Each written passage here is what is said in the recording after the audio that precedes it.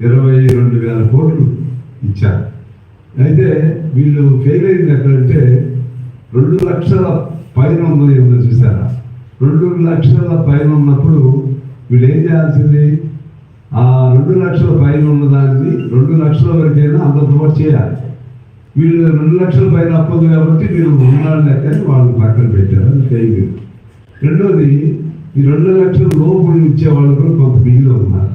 అదేంటంటే నేను మనం కూడా మాట్లాడాను, కొన్ని టెక్నికల్గా వాళ్ళ పేర్లు అది చూసి ఆ బాగుంటుంది కానీ అందరికి ఇస్తారు, అందులో డౌట్ లేదు. కాబట్టి ఆ నియోజకవర్గం కూడా ఇటువంటి ప్రాబ్లం మాకు తక్కువ ఉన్నాయి ఈ ప్రాబ్లమ్స్. రైతు ఆత్మీయ భరోసా, రైతు భరోసా దాదాపు వేసుకుంటూ పోతున్నారు, అక్కడ నో ప్రాబ్లం. అదేవిధంగా రేషన్ కార్డులు, రేషన్ కార్డు మొదలవుతుంది. ఈ ఇల్లు వీటికి సంబంధించి మోడల్ విలేజెస్ సెలెక్ట్ చేశారు కాబట్టి మోడల్ విలేజెస్లో టోటల్గా శాచ్యురేషన్ పాయింట్గా సెలెక్ట్ చేయించాం మా దగ్గర. తర్వాత నియోజకవర్గానికి 3,500 ఇళ్ళు అంటున్నారు. ఇది చాలా నాకు తెలిసి మొదలు దిగని గొడవ. ఇప్పుడైతే ఓవరాల్గా కొన్ని అంశాల్లో బాగానే ఉన్నాయి. ఫెయిల్యూర్ అంశాలు నేను చెప్పాను కదా మీకు, 2 లక్షలు అబోవ్ అది ఒక ఫెయిల్యూర్ అంశం. అదేవిధంగా మిగిలిన హామీలు ఉన్నాయి కదా, ఇది పొలం బంగారం ఇంకే ఉన్నాయి కదా, అవన్నీ ప్రభుత్వం ఓపెన్గా రావాలి. వచ్చి మేము హామీలు ఇచ్చాము, మా ఆర్థిక పరిస్థితి మెరుగుపడ్డ తర్వాత ఖచ్చితంగా హామీలను అమలు చేసుకుంటాం అనేది చెప్పాలి. అసెంబ్లీలో కూడా అదే చెప్పారు. ఆ విధంగా చెప్పాల్సిన అవసరం ఈ ప్రభుత్వంపై ఉన్నప్పుడు ఏమైందంటే ప్రజల్లో ఒక ఇది ఉంటుంది. ఇప్పుడు మన కులగణం వచ్చింది, కులగణని నేను చెప్పినంత స్పష్టంగా ఎవరు చెప్పలేదు. నాకు ఆ రోజు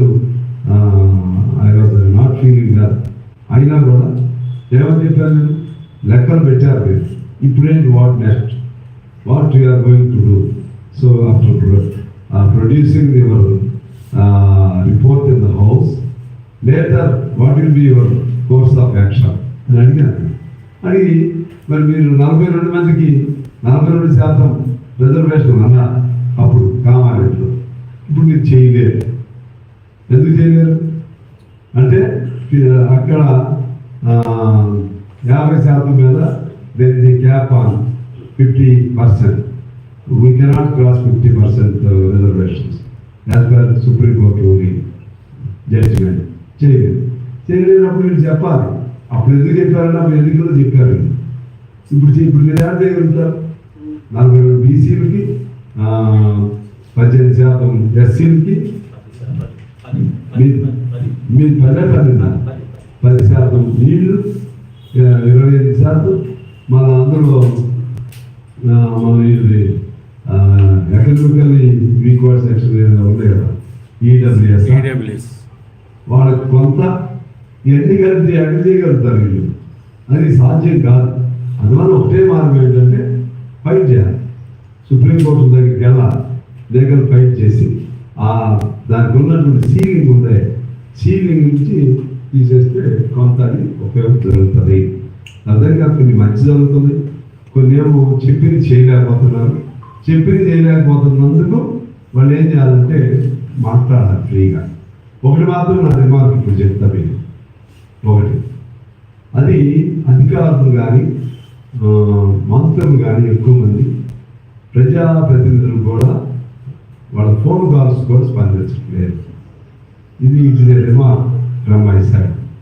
at least immediately at the same moment, if you are unable to lift to respond to the phone call of any person, ఏదైనా ఉంటుంది కదా, at least later when you get free time you should come back with your response. అది జరగట్లేదు. దాన్ని మేము చెప్తాము. ఇబ్బంది అనిపిస్తుంది మాకు. ఒక సిస్టమ్ మాత్రం ఫెయిల్ అవుతున్నారు. లేదా అపాయింట్మెంట్స్ కానీ, ప్రజలు కలిసే విధానంలో కానీ, ఎమ్మెల్యేలు కలిసే విధానంలో కానీ అది గవర్నమెంట్ ఫెయిల్యూర్ ఉంది. దాన్ని కోఆర్డినేషన్ చేసుకోవాల్సినటువంటి బాధ్యత